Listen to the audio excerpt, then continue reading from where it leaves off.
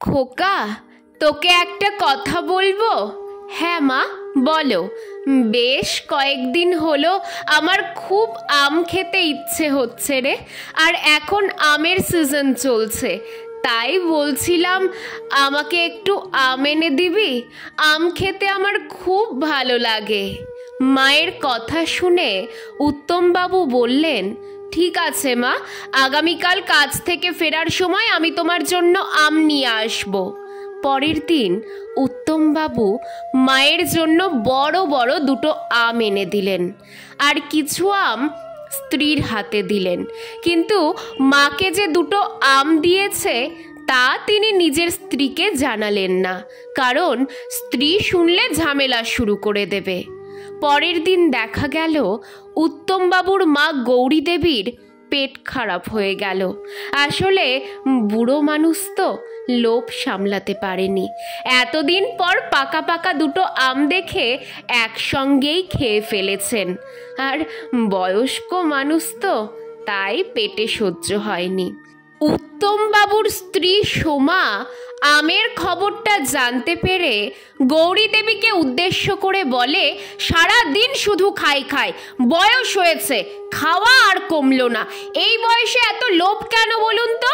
এবার তো একটু স্বর্গের রাস্তা দেখতে পারেন, তাহলে আমরাও একটু মুক্তি পাই।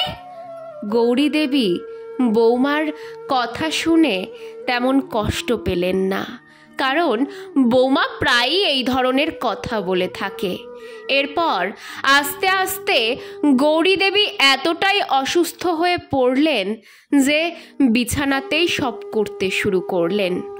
উত্তমবাবুই মায়ের দেখাশোনা করতেন, মাকে পরিষ্কার পরিচ্ছন্ন করতেন, কারণ উত্তমবাবুর স্ত্রী বলেছে, আমি এসব করতে পারবো না, তোমার মা তুমি করবে। তাই উত্তমবাবুই মায়ের সেবা যত্ন করেন। গৌরী দেবী নিজেকে খুব ভাগ্যবান বলে মনে করেন, কারণ ওনার ছেলে কখনো ওনার প্রতি বিরক্ত প্রকাশ করে না। অনেক ভালোবাসা, শ্রদ্ধা ও যত্ন নিয়ে মায়ের সেবা করে। এইভাবেই কেটে যায় 15 দিন। কিন্তু গৌরী দেবী আর সুস্থ হচ্ছে না, বিছানা ছেড়ে আর উঠতেই পারছেন না। একদিন উত্তমবাবু মাকে বললেন, তোমাকে আম এনে দেওয়াটাই আমার সবচেয়ে বড় ভুল হয়েছিল। তোমার বৌমা আমাকে মানা করেছিল, কেন যে আমি তখন তার কথাটা শুনলাম না। তোমাকে সেবা করতে করতে আমিও এখন অসুস্থ হয়ে পড়ছি, ঠিক করে খাওয়া দাওয়া করতে পারছি না। গৌরী দেবী এই প্রথম দেখলেন ছেলেও তার প্রতি এখন বিরক্ত। উনি মনে মনে খুব কষ্ট পেলেন আর বললেন, আমি তোকে তো কত বছর পরিষ্কার রেখেছিলাম খোকা, 7 বছর আমি তোর পায়খানা প্রস্রাব পরিষ্কার করেছি। কই, আমার তো তখন বিরক্ত লাগেনি? কই, আমি তো তখন অসুস্থ হয়ে পড়িনি? আর আজ এই কয়েকটা দিনে তুইও আমার প্রতি এতটা বিরক্ত খোকা? আমি বুঝতে পারিনি রে, তুইও বৌমার মতো আমার প্রতি এতটা বিরক্ত। আমি তো তোর মুখ দেখেই বেঁচেছিলাম।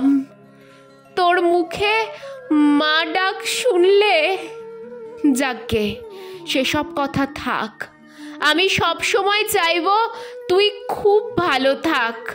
আমি তোকে আশীর্বাদ করি, তোর ছেলে মেয়ে যেন তোর সঙ্গে আমার সাথে হওয়া এমন ব্যবহার না করে। 2 দিন পর গৌরী দেবী মারা গেলেন।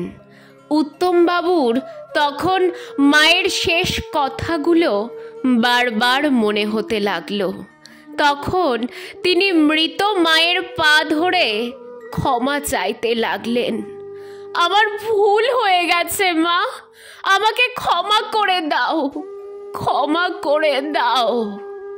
আসলে মায়ের ঋণ কখনো শোধ করা যায় না, তবুও আমরা অনেক সময় নিজের অজান্তেই বা রাগের মাথায় মা বাবার সঙ্গে অনেক খারাপ ব্যবহার করে ফেলি, যার জন্য মা বাবা অনেক কষ্ট পান।